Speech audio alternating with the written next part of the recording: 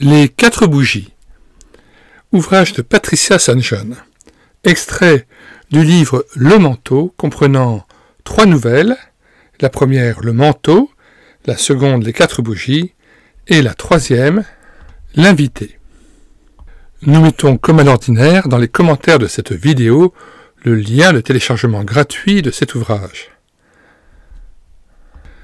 ainsi que le lien vers tous les autres ouvrages de Patricia St. John, épuisés et non réédités, que nous avons mis à votre disposition sur notre site internet médiathèquechrétienne.fr. Nous y ajoutons le lien vers d'autres playlists, et notamment la playlist Audiobook chrétien, ainsi que celle intitulée Roman littérature jeunesse. Début donc de l'ouvrage intitulé Les 4 bougies de Patricia St. John, premier chapitre. Une bougie. C'était au petit matin. Aïcha se tenait immobile dans un renfoncement à l'entrée de son logis. Elle observait, silencieuse, l'éblouissante aube d'hiver qui se levait sur la mer. L'air était vif, mais si pur qu'elle apercevait au loin l'imposant rocher de Gibraltar, Lion immense, couché sur le promontoire. Bientôt le soleil émergea de l'horizon, traçant un lumineux sillage d'argent. Il semblait à Aïcha qu'elle n'aurait qu'un saut à faire pour courir sur ce sentier improvisé. Puis ses regards revinrent vers son gourbi et errèrent au-delà des voiles blanches, des bateaux de pêche, des eaux chatoyantes du port, au-delà des vastes constructions encerclant la baie, et vinrent se poser sur une propriété au centre de la ville où sa mère travaillait 4 fois par semaine. Un gourbi est une habitation sommaire en Afrique du Nord. Elle avait tant entendu parler de cette résidence qu'il lui paraissait incroyable de n'y avoir jamais pénétré, et plus incroyable encore de n'avoir jamais rencontré la fillette aux cheveux blonds qui y vivait, et portait un nom inconnu d'elle, aux consonances étranges. Aïcha était au courant de maints faits et gestes la concernant. Elle savait l'heure exacte à laquelle elle se levait le matin, ce qu'elle mangeait à son déjeuner, la couleur de plusieurs des ravissantes robes qu'elle portait. Elle savait que, régulièrement, cette fascinante petite fille, accompagnée de sa gouvernante, se rendait à l'école, qu'elle en revenait l'après-midi après l'appel du muezzin à la prière, qu'elle s'amusait dans une chambre inondée de soleil et pleine de livres et de jouets. La mère d'Aïcha, qui mettait en ordre la nurserie lors des congés de la femme de chambre, parlait d'elle à peu près chaque jour, et Aïcha ne pouvait se lasser de l'écouter. Aussi, lorsqu'elle ne besognait point à pétrir le pain, à balayer la maison, à quérir de l'eau au puits, à donner la chasse à la chèvre, à moudre le grain pour la farine, à lessiver du linge ou à retirer les marmots du danger, Aïcha aimait à se tenir dans cette encoignure et fixer intensément la claire et lointaine demeure pour songer à cette mystérieuse inconnue. Toutefois, en cette saison de l'année, elle ne pouvait distinguer nettement le bâtiment, car le grand mimosa du bas du jardin était en fleurs et le cachait en partie. Cependant, à travers la masse frisonnante des grappes d'or que baignait le soleil, on pouvait juste repérer les murs blancs. « Aïcha, tu vas venir avec moi » appela la voix calme de sa mère, comme s'il s'agissait d'une chose parfaitement naturelle. « J'ai besoin de toi. » Améhéna surveillera les bambins du mieux qu'elle pourra. C'est dimanche, et le dimanche, il y a réception là-bas, donc beaucoup à faire, et tant de vaisselle à laver que c'est à peine si seul j'en arrive à bout. Au fond, pourquoi ne peuvent-ils pas tout manger dans le même plat? Nous le faisons bien, nous, au lieu d'avoir 3 assiettes chacun, et de me donner tant d'ouvrages. Je n'y comprends rien.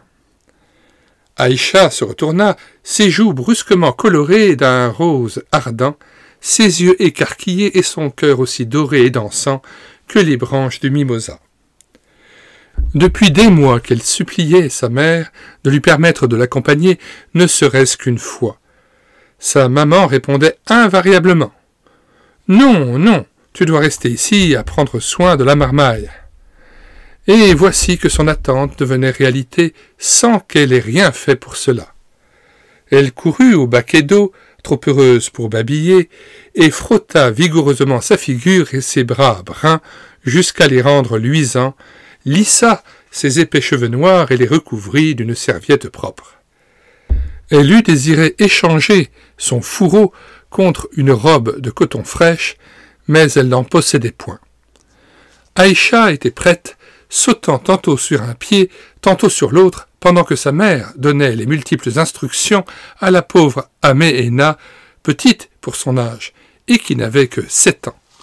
« Et ne laisse pas tomber les gosses dans le puits, et ne laisse pas la chèvre franchir la clôture, et ne laisse pas le chat boire le lait. »« Viens, maman, nous serons en retard, » cria Aïcha, en s'élançant le long de la colline, effleurant les rameaux déployés des mimosas et saupoudrant son nez de pollen. Certes, elle ne souhaitait pas que ses bébés, entre guillemets, tombassent dans le puits. Quant au chat et à la chèvre, qu'ils fassent ce que bon leur semble. Quelle importance cela avait-il? Aïcha s'envolait au royaume des fées. Sa mère l'attrapa et lui tira les oreilles. Quelle était donc cette façon de se comporter? N'avait-elle pas 9 ans? Aïcha ne s'en tourmenta guère, car sa mère lui distribuait souvent des taloches, mais rarement bien fort. Elle s'esquiva souplement et, hors d'atteinte, gambada légère dans le terrain vague où pâturaient les ânes et où, dans le soleil, flamboyaient les genêts sauvages. Elle accéda à la route poudreuse, louvoyant parmi les eucalyptus. Dans une échancrure des monts, la mer bleue et d'argent scintillait, et les 1000 rumeurs prometteuses de la ville s'enflaient peu à peu. Poursuivant leur course, les 2 femmes s'engagèrent dans le quartier indigène et atteignirent le large boulevard aux imposants magasins hermétiquement clos, puisque c'est un dimanche. La belle demeure de la petite fille se trouvait à l'autre bout de la rue, au sommet d'un escalier de marbre. À cette vue, Aïcha éprouva une subite inquiétude. Elle n'avança plus que posément. Sa mère frappa au panneau central. Une servante vint ouvrir et Aïcha, palpitante, franchit le seuil du palais de ses rêves. Il était plutôt décevant. Devant elle, un vestibule assez sombre d'où partaient des degrés menant au premier étage. Aïcha n'eut la possibilité que d'y jeter un trop rapide coup d'œil avant d'être poussée dans la cuisine et de s'entendre commander, sans autre cérémonie, de récurer le parterre. En vérité, elle n'était pas tellement désappointée. Si le carrelage de la cuisine s'annonçait pénible à brosser, si Laté et Fa, la cuisinière, piquait de fréquentes colères, si son déjeuner, parce qu'elle n'était pas censée être là, lui fut chichement mesuré, elle avait vu l'escalier en haut duquel vivait l'enfant aux cheveux blonds. Et qui sait, en tapinois, Aïcha monterait et la verrait. Elle se sourirait timidement, car en somme, l'une et l'autre étaient du même âge. Aïcha en oublia son dos douloureux et, envoûtée, resta bouche bée devant sa cuve d'eau jusqu'à la minute où Laté et Fa lui hurla d'un ton rogue de cesser de lambiner. La journée d'hiver s'écoulait. Aïcha essuyait des plats et des plats, tremblant à la pensée du terrible châtiment que Laté et Fa ferait pleuvoir sur elle si l'un d'eux se brisait. Puis elle dut fourbir les casseroles, récurer les poubelles, nettoyer l'évier, si bien que la nuit tomba progressivement. Les lampadaires des avenues chassaient l'obscurité et les feux des navires zigzaguaient dans les eaux pourpres du port. Aïcha, debout dans la cuisine, sa besogne terminée, étirait son corps lassé et écoutait, ses sens en éveil. Sa mère s'affairait dans quelque cour intérieure et Laté et Fa, confortablement tassés près du fourneau, dormaient. Aïcha se trouvait seule. À pas de loup, elle traversa la cuisine, sortit dans le corridor et se tint au bas des marches, son minois tendu en haut, ses doigts joints étroitement. C'était un imposant escalier. À son faîte, une porte entr'ouverte laissait filtrer un faible rayonnement, accueillant et amical jusque sur le palier. Du coup, Aïcha oublia sa frayeur. À pas précipités, sans bruit, grâce à ses pieds nus, elle gravit les degrés et, repliée sur elle-même, guigna par la porte entrebâillée. Une charmante blondinette était assise devant une table sur laquelle reposait une couronne de vert feuillage tressé surmontée de 4 bougies blanches. 3 d'entre elles étaient intactes. La 4e brûlait, pure, reflétée dans les yeux brillants de la petite fille. C'était le plus joli spectacle qu'Aïcha ait vu de sa vie. Elle restait en contemplation, privée de souffle, quand, venant de la cuisine, la voix de sa mère la fit tressaillir. Elle descendit promptement à la dérobée, s'arrêta et se tint humblement dans le couloir. Qu'elle revenait de l'empire des fées, sa mère ne le sut jamais, elle qui la croyait à l'attendre sagement à l'endroit où elle la rejoignit. Ensemble, elles quittèrent le domicile luxueux et suivirent les artères éclairées à Giorno. À Giorno, ça veut dire de manière à produire un éclat comparable à celui du jour. La mère geignait. Il était si tard, mais Aïcha, dans chaque lampe de chaque nouvelle rue, ne voyait qu'une chandelle transparente et les prunelles de la fillette blonde renvoyant la lumière. Le temps passa rapidement. 2e chapitre. 2 bougies. Aïcha lava, frotta et, selon l'habitude, évita de multiples malheurs au moutard. Pourtant, c'était combien différent des semaines écoulées. L'unique bougie se consumant dans la chaîne de feuilles répandait son irradiation sur ses heures de veille et de travail et mettait son papillotement jusque dans ses rêves. Néanmoins, une question se posait. Lui permettrait-on de retourner là-bas? Sous l'égide d'Améhéna, le succès de ce dimanche restait douteux. La chèvre avait mangé le repas du lundi et le bébé était tombé sur le chat qui, en retour, lui griffa le nez. Améhéna n'était pas réellement en faute, cet accident eût pu arriver à n'importe qui, mais le nez rouge du cadet rappelait à sa mère qu'on ne pouvait désormais confier l'entière surveillance à Améhéna. Le vendredi, Aïcha étendit un peu de farine sur l'écorchure rougie. Peut-être sa mère ne s'en souviendrait-elle pas. Hélas, elle s'en souvint au contraire. Le samedi, elle bougonna plus que d'ordinaire, et le sort d'Aïcha pesait incertain dans la balance. À l'aube du lendemain, il se mit à pleuvoir. Or, pluie signifiait pavé sale à nettoyer et renettoyer plusieurs fois. La maman d'Aïcha, en proie à une pénible migraine, décida, à ses risques et périls, de ne laisser que le poupon à Améhéna. Les autres se tireraient d'affaire. « Prépare-toi, Aïcha, ordonna-t-elle avec humeur, en s'enroulant dans un grand drap de coton blanc qui la couvrait de la tête aux pieds. Tu vas revenir avec moi aujourd'hui, que cela te plaise ou non. Et toi, Améhéna, si tu ne veilles pas sur ton frère, tu recevras une magistrale rossée. » Améhéna acquiesça calmement et s'en fut, mâchonnant son déjeuner. Les aboiements de sa mère étaient pires que ses morsures, et les nombreuses volées qu'elle promettait à sa progéniture ne s'exécutaient que rarement.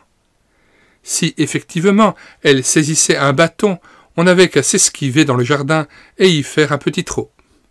En 5 minutes, maman avait oublié, et on la retrouvait riant et soulevant son petiot dans les airs. « Oui, maman, j'irai et je t'aiderai, » répliqua Aïcha soumise. Tôt après, elles pataugeaient de concert dans le boueux terrain aux ânes. Enfin, elles gagnèrent la cité, retrouvèrent la montée de marbre, le portail monumental et, de nouveau, Aïcha se courba, poussant sa brosse sur les carreaux de l'immense cuisine. Vint le tour de la vaisselle. Haletante, Aïcha écoutait les effroyables catastrophes que lui annonçait la TFA si elle cassait quoi que ce soit. Au fond, le dimanche fut la répétition du dernier jusqu'à la demi-heure précédant le départ dans le soir. Le service à thé, aux fragiles porcelaines transparentes, était revenu du salon. Devant l'évier, l'irritable Latéfa le lavait et tendait les tasses à Aïcha afin qu'elle les essuyât. Mère avait disparu ailleurs et le crépuscule tombait lentement. Aïcha, très fatiguée, laissait ses pensées vaguer à l'étage supérieur autour de la chambre à la chandelle. Pour un peu, elle se serait endormie. Malheur, une des tasses délicates venait de glisser et gisait en miettes sur le sol. Hébétée, Aïcha restait immobile.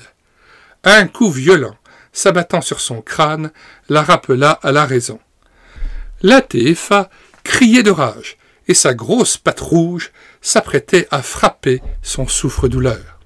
« Misérable, vilaine sotte !» vociférait-elle dans son rude arabe. « Et la maîtresse qui ne sait pas que tu es ici chez nous. Ah, c'est ta mère qui sera punie, pas moi. » Son bras se levait cruel. Aïcha se déroba et, agile comme un oiseau, s'enfuit de la cuisine.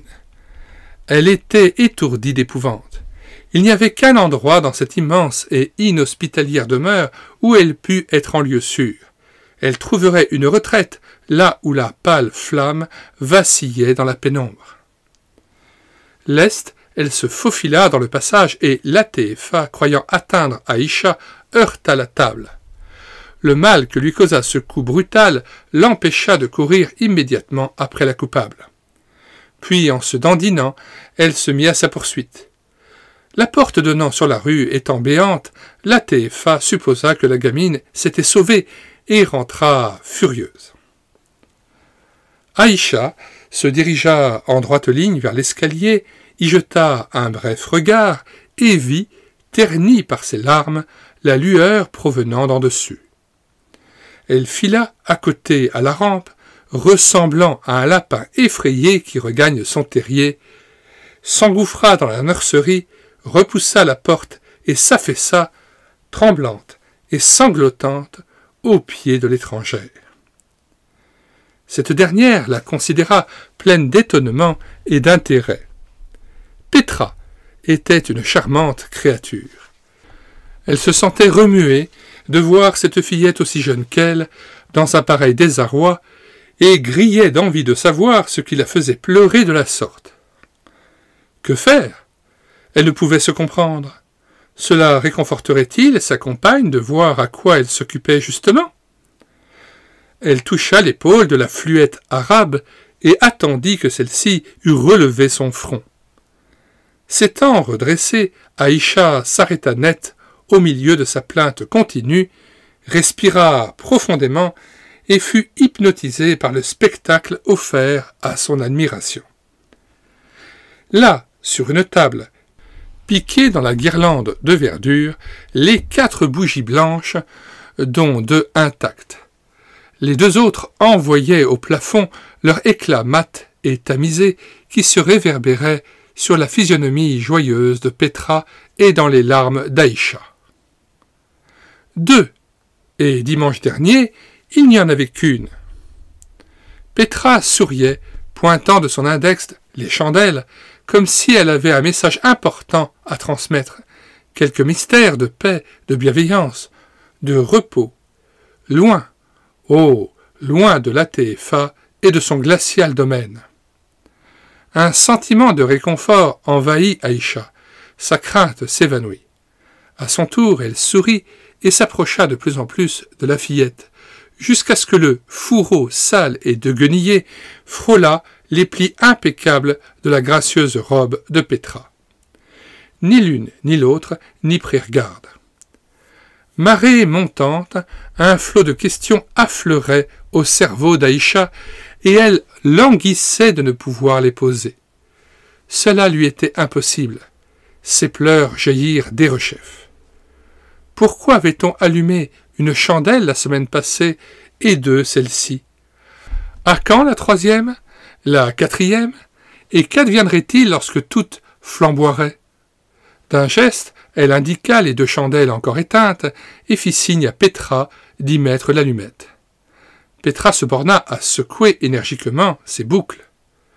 Voyons, une telle chose était inconcevable. Elle paraissait scandalisée à cette suggestion.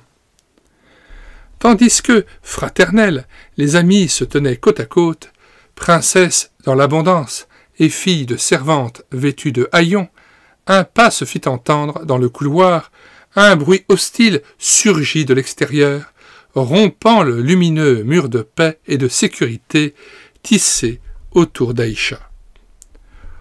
Aussitôt, avec un sursaut, elle réalisa qu'elle n'était pas à l'abri. Intruse effrontée, elle s'était introduite en un lieu où elle n'avait nul droit de se trouver. Ses pupilles s'agrandirent de terreur. En silence, elle se hâta vers la porte, et dans l'escalier mal éclairé. Petra, heureusement, ne fut pas moins leste.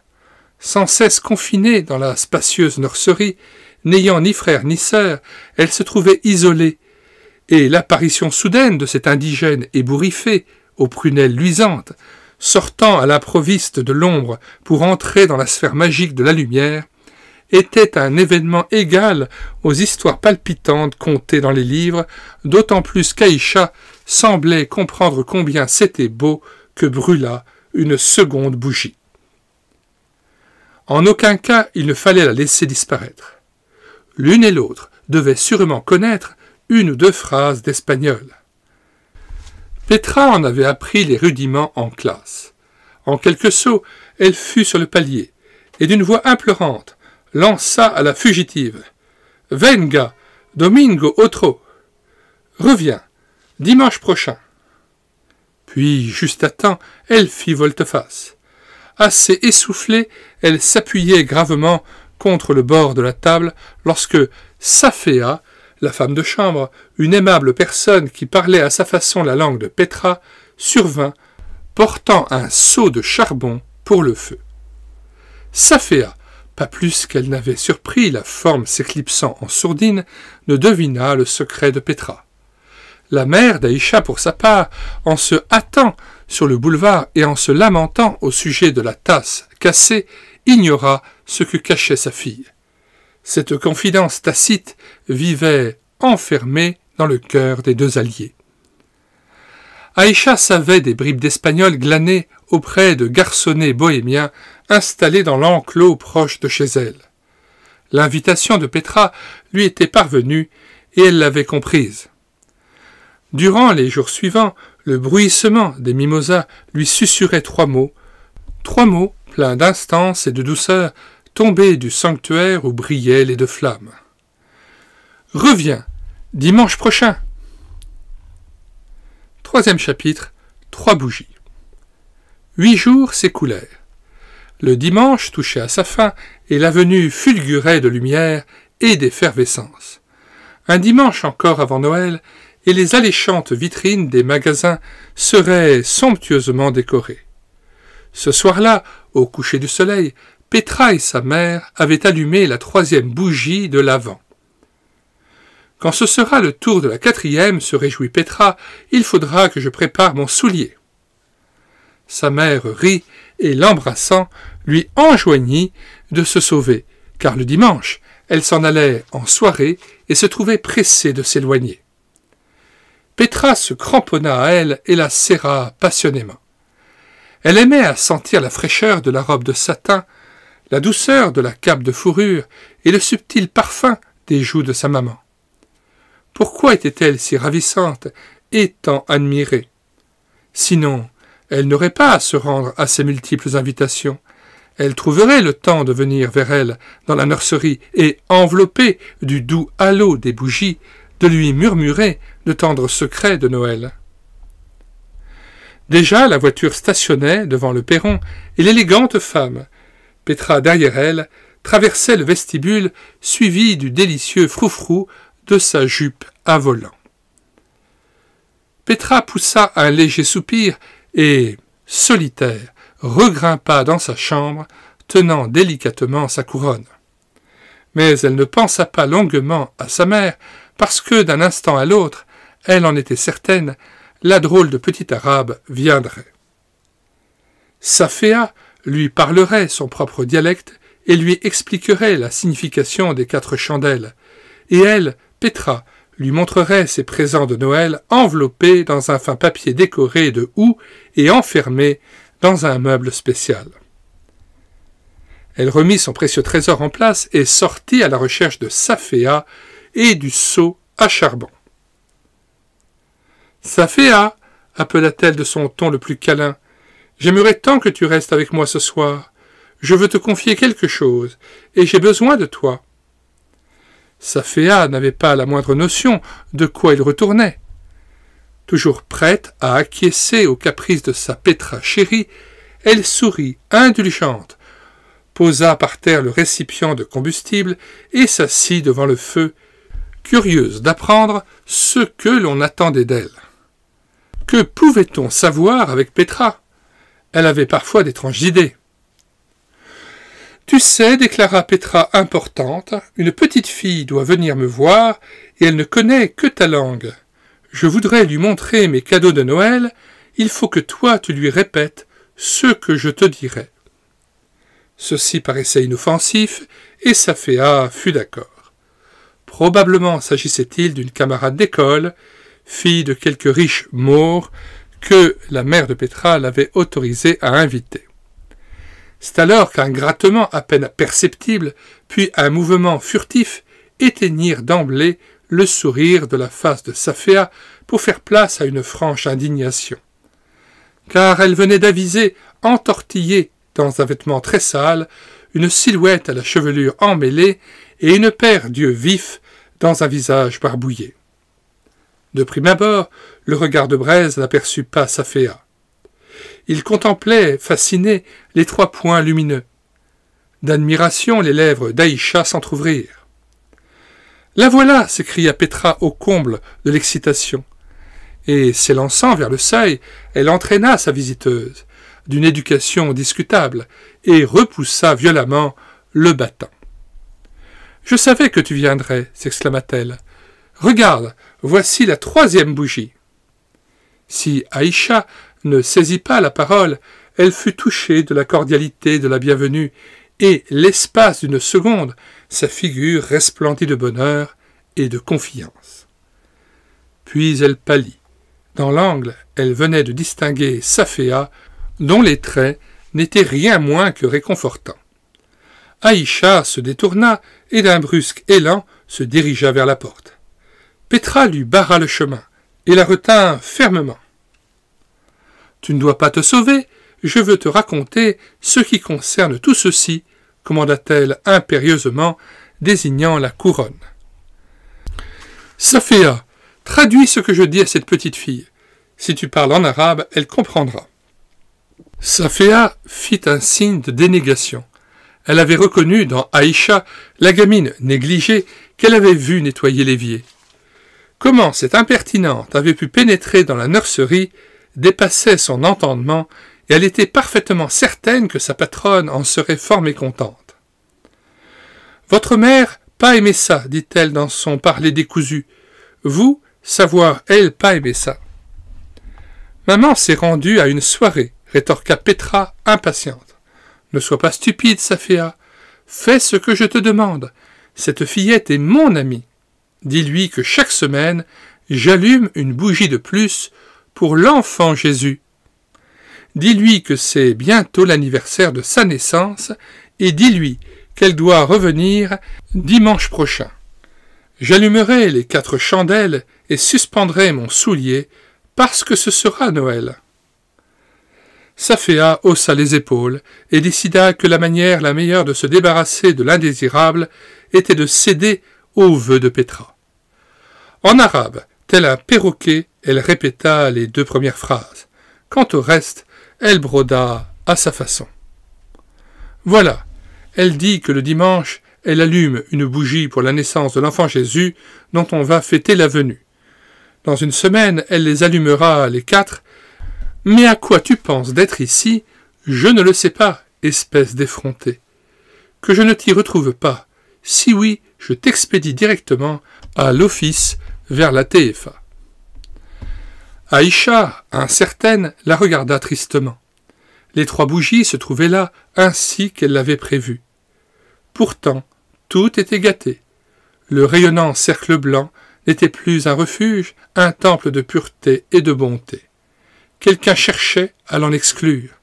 Elle éprouva de l'angoisse et voulut s'enfuir. Mais était-ce nécessaire, puisque la jeune maîtresse manifestait péremptoire la volonté de la garder? En définitive, n'était-ce pas elle, la reine de la nurserie? Précisément, Petra saisissait Aïcha par la main et, la conduisant dans un coin de la pièce, ouvrait un tiroir où reposaient de nombreux paquets joliment emballés et attachés de ficelles dorées. « Raconte-lui que ce sont mes présents, Saféa, commanda Petra, des présents pour chacun des gens de la maison et pour mes oncles et mes tantes. Si elle revient à Noël, je lui ferai un cadeau à elle aussi. » « Ce sont les présents que la demoiselle veut offrir, interpréta Saféa, se gardant d'ajouter la fin de la phrase. « Et à présent, de grâce, file à la cuisine et ne reviens pas ici. Allons, sois une bonne fille. » Saféa ne parlait pas méchamment. Aïcha était de sa race, et elle ne lui voulait aucun mal. Simplement, elle redoutait d'être grondée au cas où cette fillette de couleur et mal lavée serait découverte en compagnie de Petra. Que ne pouvait-elle s'échapper et avertir Lafté-Epha afin qu'elle l'empêchât de revenir et que pareille aventure ne se reproduisît pas à l'avenir. Aïcha, cependant, remplie de respect, surveillait les chandelles. Elle revint ensuite au paquet du tiroir et en oublia presque Saféa. Oh, joie! Elle savait pour quelle raison l'étrangère ajoutait dimanche après dimanche une lumière.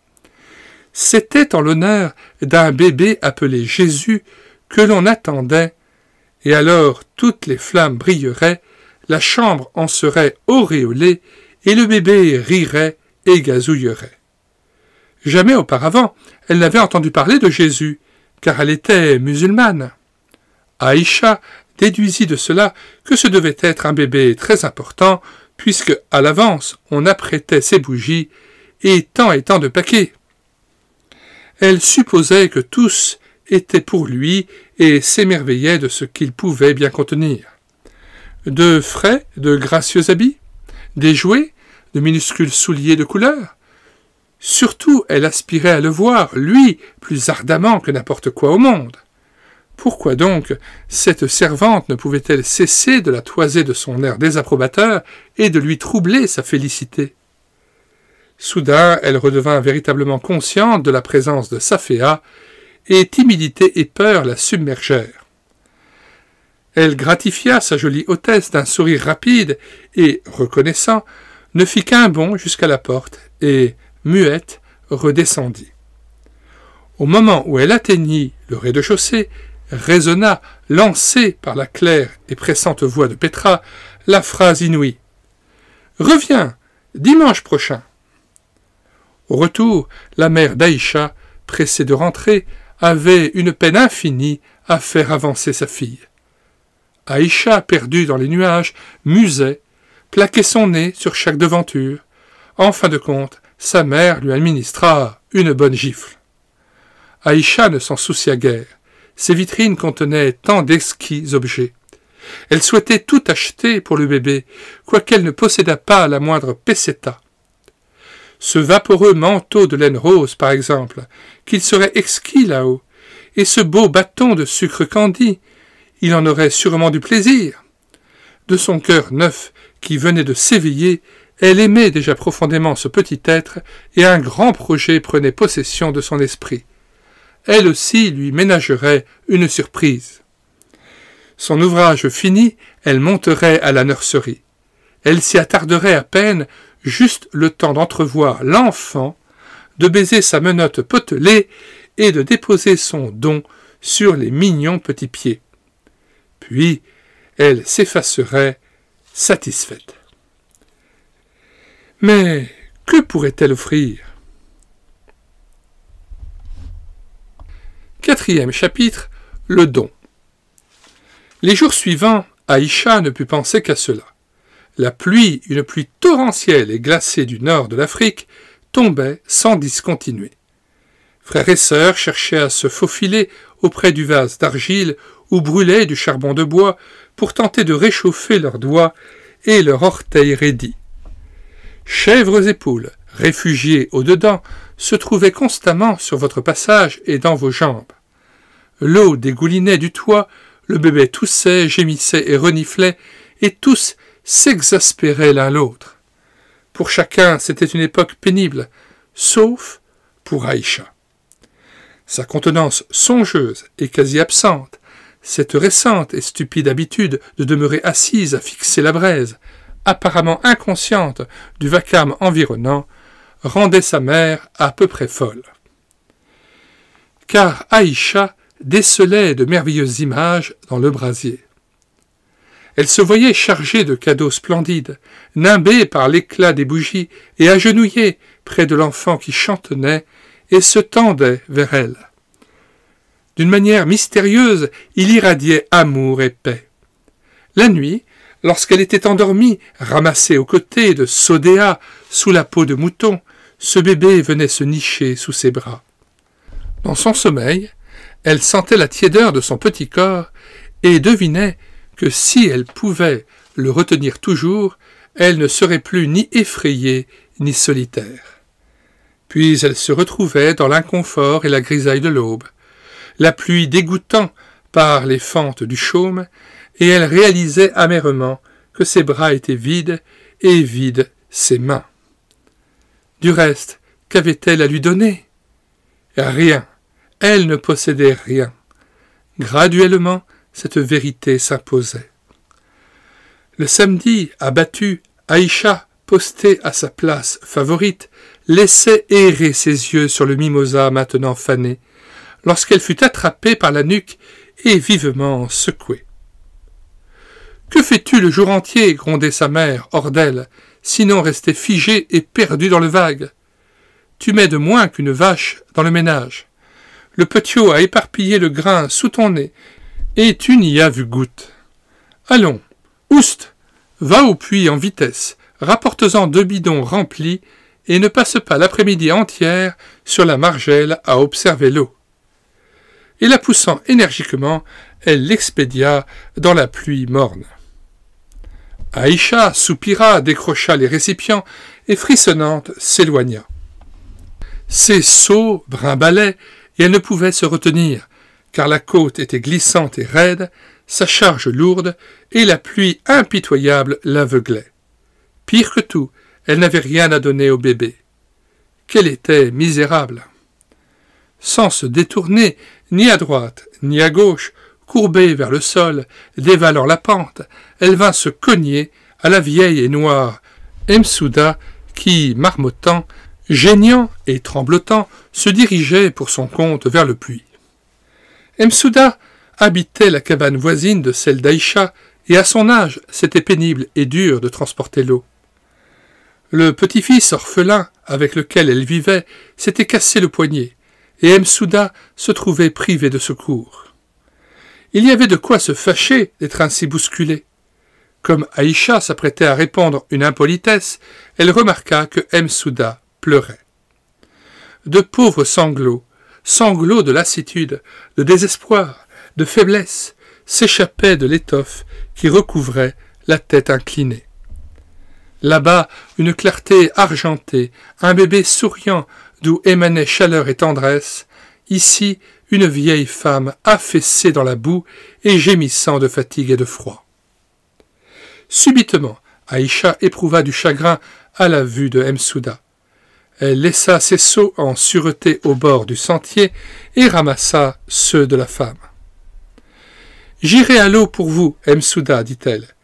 Il vous faut remonter tranquillement chez vous. » Elle reprit sa course, laissant la pauvre vieille sidérée, la bouche ouverte d'étonnement.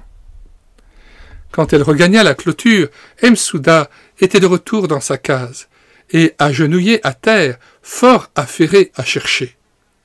Quoi? Sous le châssis qui lui tenait lieu de lit.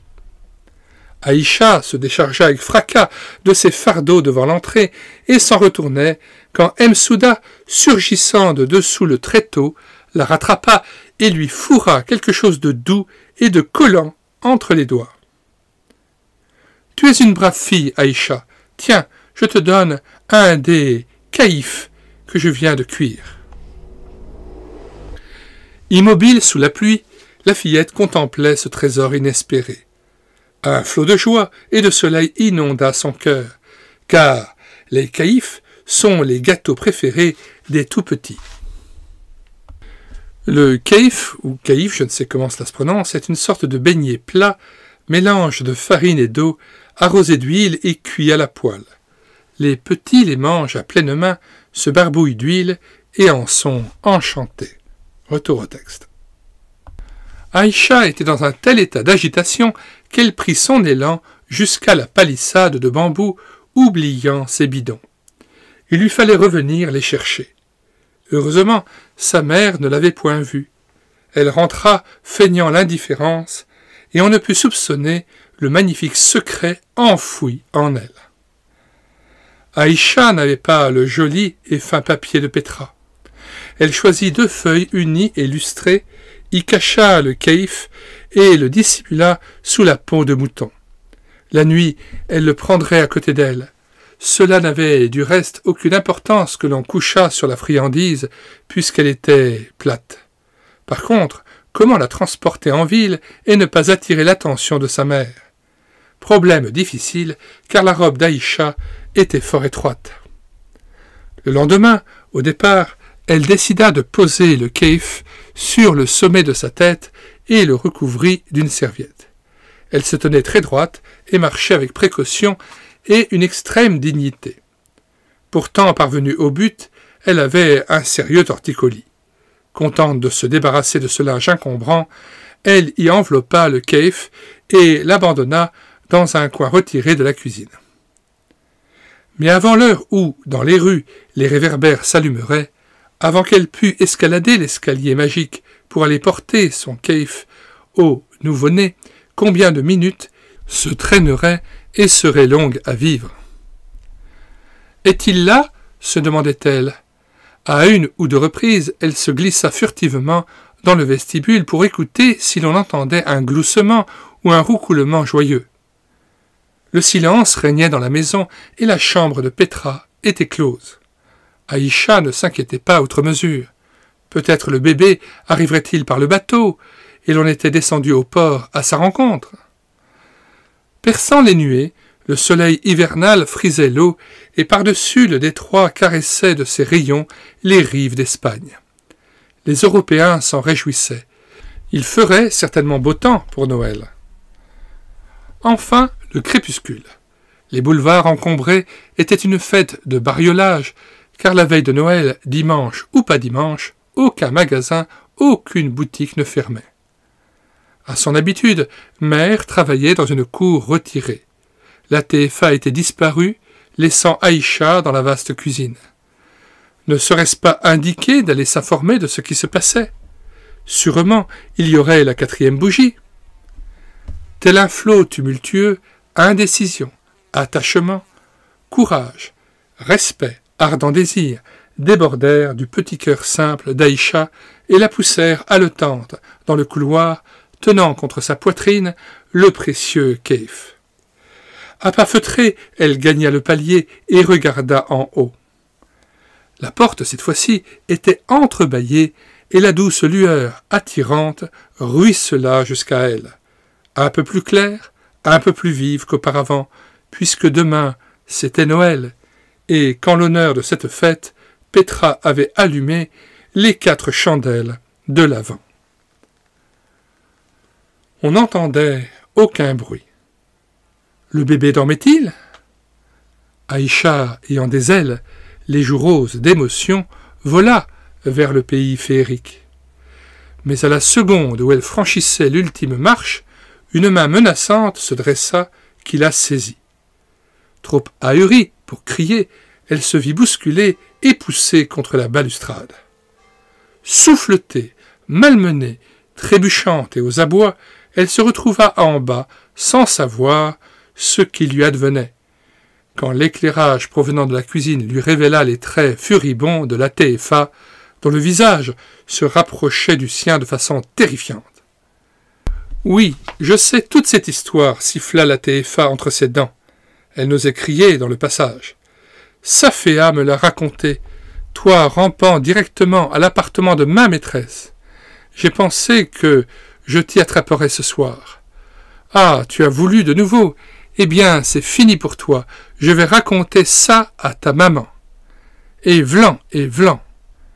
Aïcha, reprenant ses sens, poussa un cri perçant. La TFA lui appliqua sa paume rugueuse sur la bouche, la projeta dehors et claqua le battant sur elle. Aïcha, serrant son keif, se retrouva abandonnée sur le perron. Elle ignorait ce qu'elle allait faire, mais il lui fallait s'éloigner de la terrible LATFA. Elle se mit à courir sur les gais boulevards, cognant les gens, ne prenant garde à rien et sanglotant amèrement. Ce n'était ni des taloches, ni des coups dont elle souffrait. À vrai dire, elle n'y songeait pas. Ce qui lui importait, c'était de n'avoir point vu le bébé. Elle s'était avancée presque jusqu'à lui, certaine qu'il fût là, couché dans un berceau douillet et baigné de l'irradiation des 4 bougies.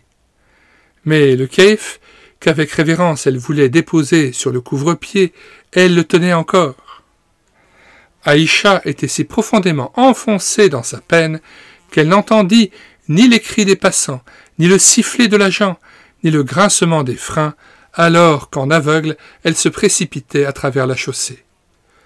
Pas plus qu'ensuite, elle ne put se souvenir de s'être lancée contre un gros camion. Aïcha demeurait à terre, inanimée. Les curieux s'amassaient en rond, échangeant leurs commentaires en maint langage divers. Quand survint l'ambulance, on y transporta Aïcha. Et ce fut à l'hôpital anglais, grand bâtiment construit sur le rocher dominant le détroit de Gibraltar, qu'on la conduisit. Chapitre 5. Le bébé. L'accident se démontra sérieux. La tempe de la fillette avait heurté le trottoir. Il en était résulté une légère commotion. Aïcha, en outre, souffrait de fractures occasionnées par la roue de l'auto. Ce ne fut qu'au déclin du jour suivant que l'éclopée reprit peu à peu ses sens. Entre chien et loup, à demi sortie de sa léthargie, elle crut ouïr les sons d'un chant lointain et voir vaciller des flammes. Évidemment, elle n'était que le jouet d'une illusion. Au soir tombant, en relevant ses paupières, Aïcha comprit ne s'être pas trompée. Bien que redevenue consciente, elle éprouvait une sorte de vertige, et sa jambe lui faisait mal. Par contre, impossible de deviner où elle se trouvait. Après un moment de stupeur, elle essaya de s'en rendre compte, et, allongée, tendant l'oreille, elle inspecta l'endroit. Elle se vit dans un lit surélevé, ce qui ne laissait pas de l'alarmer, car d'ordinaire elle couchait à même le sol. Cependant, puisqu'elle découvrait, non loin d'elle, des lits identiques, très hauts, dont les occupants ne tombaient pas, elle se rassura. À l'autre extrémité de la salle, un groupe de personnes entourait un arbre vert, où scintillaient non pas 4, mais quantité de bougies de teintes variées. Sous les branches s'alignait une file d'enfants vêtus de longues et chatoyantes robes de soie. Ensemble, ils chantaient en langue arabe. Là-bas, dans une crèche, l'enfant Jésus est né. Le cœur d'Aïcha eut une sourde palpitation. L'enfant Jésus! Elle reconnaissait le nom du bébé que l'on attendait chez Petra. Il devait être ici, puisqu'on chantait pour lui, et qu'en son honneur, on avait allumé au moins 50 bougies. Dans la mémoire d'Aïcha, les divers événements survenus s'agitaient confus et brouillés. Seule Petra, le bébé, les 4 chandelles restaient parfaitement nettes à son souvenir. Elle replongea dans le sommeil, et quand elle rouvrit les yeux, il faisait noir. Une unique petite veilleuse rouge brûlait au-dessus de la porte, répandant une faible luminosité dans le dortoir. Plus de chants, sinon le ronflement des patients assoupis. Aïcha se souleva prudemment de dessus son oreiller et risqua un coup d'œil alentour. La garde de nuit, l'ayant vue, s'approcha afin de s'informer comment elle se sentait. Aïcha affectionnait les infirmières. Voilà une année, l'avant-dernier de ses frères s'était assis par accident sur le brasero incandescent et pendant longtemps, Aïcha avait dû amener chaque matin Absolam à cet hôpital pour renouveler les pansements. La garde s'était montrée aimable et prenait plaisir à la présence d'Aïcha. Une fois, elle avait arrêté les hurlements d'Absalam en lui fourrant un bonbon dans le bec. Depuis lors, les infirmières ne pouvaient être autrement qu'amicales, dignes de confiance et serviables. Aïcha sourit à celle-ci et lui baisa la main en guise de salutation. « Je voudrais tant voir le bébé, supplia-t-elle. Dort-il maintenant? Et où est-il » ?»« Quel bébé ?» questionna la garde, compatissante. « Veux-tu parler de ton petit frère ?»« Oh non, reprit Aïcha, je pense au bébé qui s'appelle Jésus. On l'attendait dans la maison de Pétra, et je sais qu'à la place, il est venu ici. J'ai vu. Les enfants ont chanté près de lui, et l'arbre était brillant, brillant. Où est-il ? J'avais un présent pour lui. Oh, qu'en ai-je fait ? » La nurse parut troublée. Comment cette gentille musulmane, aux grands yeux noirs anxieux, avait-elle entendu parler de l'enfant divin? Et qui était Pétra? Elle s'assit au bord de la couche d'Aïcha. « Écoute, mignonne, tu ne peux voir le bébé Jésus. Il est né il y a des années, et il est retourné vers Dieu. Si les enfants ont chanté, c'est pour célébrer l'anniversaire de sa naissance, et dire comment il vint sur cette terre nous sauver du péché et de la tristesse. Je vais te parler de lui, Aïcha, et tu comprendras. » Étendue, absolument tranquille, Aïcha dardait ses prunelles de feu sur celles de l'infirmière. Plus que quoi que ce soit, elle aspirait à connaître ce qui concernait ce Jésus. « C'est parce que Dieu nous aime, Aïcha, continua la jeune femme, qu'il nous envoya son Fils, Jésus le Sauveur, afin de nous montrer le chemin du ciel. Jésus fut un petit bébé, pareil à chacun de nous. Sa maman était très pauvre, et quand il naquit, elle dut le coucher dans une crèche. À présent, il est auprès de Dieu, mais il vit toujours et nous aime toujours. Il est constamment avec nous et peut encore nous guider vers son Père. » La nurse se leva, tapota les coussins de la blessée et se retira silencieusement. Aïcha, sans un mouvement, tournée vers la lueur rosée de la veilleuse, pensait et pensait. Elle s'était vue courant vers l'attirante clarté, posant respectueusement son cadeau sur le berceau, puis s'effaçant dans l'ombre hostile pour ne plus revenir. Et tout était différent. Le bébé n'était point là, et elle ne le verrait jamais. Pourtant, elle n'éprouvait pas de déception. L'infirmière ne promettait-elle pas quelque chose de meilleur? Il t'aime, il est près de toi, même si tu ne peux l'apercevoir, il veut te conduire sur le chemin du ciel.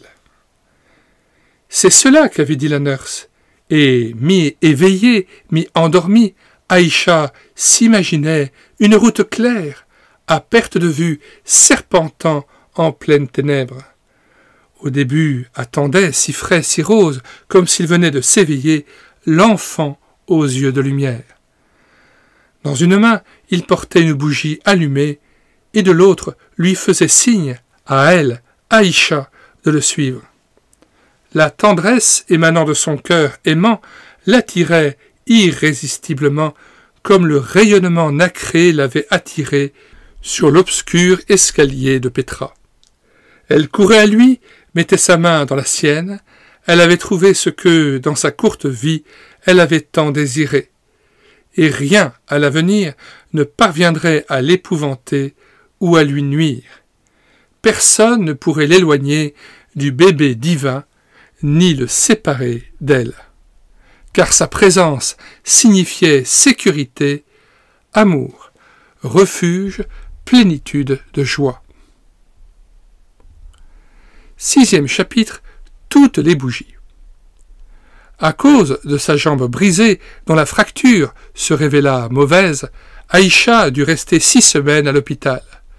Si elle jouit de chaque moment qu'elle y passa, les 2 points culminants de la journée étaient le milieu de l'après-midi, quand sa mère, le poupon attaché sur son dos, venait lui rendre visite en tirant à sa suite frères et sœurs, et 7 heures du soir, lors de l'apparition des missionnaires.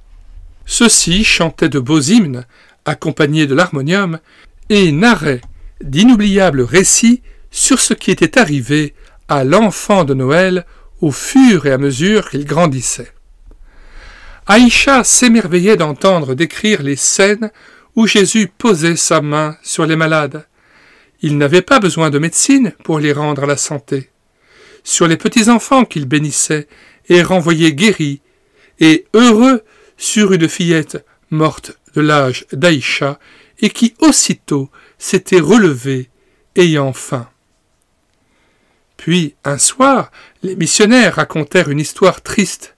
Oh, si triste! Ses mains bienfaisantes avaient été clouées à une croix de bois et Jésus mis à mort. Plein d'amour, il avait accepté volontairement de mourir pour payer les mauvaises actions commises par Aïcha et par chacun. Aïcha en fut vraiment malheureuse. Elle s'avouait que très souvent elle mentait, se mettait en colère, répondait mal à sa mère et claquait les moutards. Couchée à plat de lit, ses pensées la tourmentaient. Ce ne fut que tard dans la nuit qu'elle s'endormit. Et voici, était-ce rêve ou réalité? Elle voyait Jésus s'avancer et lui tendre ses mains. Aïcha, cette fois-ci, put voir qu'elles avaient été meurtries, et elle comprit ceci. Le mal qu'elle avait fait pouvait lui être pardonné. Elle pouvait recommencer avec un cœur neuf et tout blanc. Ma vie entière, je veux suivre Jésus sur le sentier qui mène à Dieu, murmura-t-elle en joignant ses étroites mains brunes. Elle l'aimait déjà de tout son être et languissait de lui faire un présent. Elle pensa à la jolie Pétra enveloppant ses paquets et arrangeant ses bougies pour l'accueillir. Pourquoi ne pouvait-elle en faire autant? Hélas, elle n'était qu'une fille commune, insignifiante, n'ayant rien à offrir. L'état de la convalescente s'améliorait et au bout d'un certain temps, on permit à Aïcha d'essayer sur des béquilles ses premiers pas au jardin, puis de se promener seule munie d'une canne. Enfin, par un bon matin de printemps, alors que le souffle du large ébouriffait les vagues en écume étincelante et pénétrait en bouffées par les baies de la salle, le docteur annonça à Aïcha que cet après-midi, il la reconduirait en voiture chez elle. L'apparition du médecin rendit Aïcha songeuse. Était-elle sûre que cela lui plût de délaisser l'hôpital? Non qu'elle regrettât de quitter son entourage. Elle reviendrait régulièrement pour l'école du dimanche, amènerait à Méhéna et reverrait les sympathiques infirmières. Mais 6 semaines sont une étape dans la vie d'une petite fille, et Aïcha avait pris l'habitude de la propreté et de l'espace, et ce luxe manquait totalement dans le gourbi de la colline. Aïcha revit la chèvre, les marmots, le chat, les bidons d'eau à aller quérir, la fumée du brasero, le toit à gouttière aux jours de pluie, la lessive qui ne séchait pas, et la pauvrette soupira. Attentive, la garde vint à elle et lui demanda si elle n'était pas bien excitée à l'idée de s'en retourner. Aïcha ne répondit pas un mot. Tôt après le dîner, pressé, le docteur vint la chercher. Rassemblées aux fenêtres, ses compagnes lui adressaient d'affectueux souhaits et leurs paroles résonnaient à ses oreilles. « Reviens nous voir, Aïcha. Va en paix et que Dieu te donne le bonheur. » La voyageuse n'était encombrée d'aucun bagage, et à l'instant où l'auto franchit la grille, de ses deux mains, elle répondit par de vibrants signes d'adieu. La voiture s'engagea sur la route accidentée et montueuse, et bientôt la mer, entre les escarpements de la colline, fut loin au-dessous d'eux, et bien loin derrière eux, la ville. Le médecin, ayant des visites à faire sur la hauteur, stoppa au commencement du raidillon en contrebas de l'habitation d'Aïcha. La saluant paternellement, il prit congé d'elle et disparut. Aïcha, d'abord, ne bougea pas. Lentement, elle promena ses regards autour d'elle. Sur les bords de la rivière, les narcisses étaient éclos et de noirs agnelés jouaient dans les étendues bleues des iris sauvages. C'est le vent de la mer, le vent soufflait, rapide. On aurait dit qu'il apportait sur ses ailes la joyeuse annonce du retour de l'aîné dans sa famille. Guetteurs impatients, frères et sœurs venaient de découvrir celle qu'ils attendaient et déjà dégringolaient à sa rencontre. Les 5 minutes qui suivirent furent une vraie confusion de cris, d'embrassades, de rires et de baisers. Sans savoir comment, Aïcha se retrouva assise sur le pas de porte de la maison, le poupon sur ses genoux, Absolam, dont les bras lui enserraient fortement le cou. Derrière elle, Mustapha et Sodéa, à ses côtés, le plus près possible et la contemplant, ravis. La chèvre cognait de ses cornes, sensation plutôt douloureuse, le dos de sa maîtresse retrouvée. La mère d'Aïcha préparait, pour la circonstance, une délicieuse boisson à la menthe, et Améhéna, tant était forte sa joie, se tenait sur une jambe en face de l'héroïne, son svelte petit corps se balançant comme un mimosa dans la brise. Aïcha, les joues roses et au comble de l'enchantement, partit d'un sonore éclat de rire en se remémorant la propre et tranquille salle d'hôpital et son lit moelleux. Elle s'étonna d'avoir pu supporter de vivre si longtemps séparée de ses bras caressants et chauds, séparée des menottes sales et maladroites de ses protégés. Elle abaissa les yeux sur le bébé fluet, à la tête couverte de plaques, au nez mal mouché, et décida qu'il n'existait certainement nulle part un mioche, objet de tant d'affection et pouvant l'égaler en beauté. C'est que le cœur d'Aïcha brûlait d'une nouvelle tendresse pour les siens, et soudain elle en comprit la cause. N'avait-elle pas appris à connaître cet autre enfant, source d'amour, de bonté, de joie, qui, dès aujourd'hui, vivait dans son âme? Il était là, tout près d'elle, répandant sa gloire sur la montagne où jaillissait le printemps, sur sa mère, sur les frimousses barbouillées des bambins. Aïcha vit tout ce qui l'entourait dans cette splendeur bénie. L'enfant divin lui-même avait allumé les bougies. Fin de ce récit de Patricia St. John intitulé « Les 4 bougies ».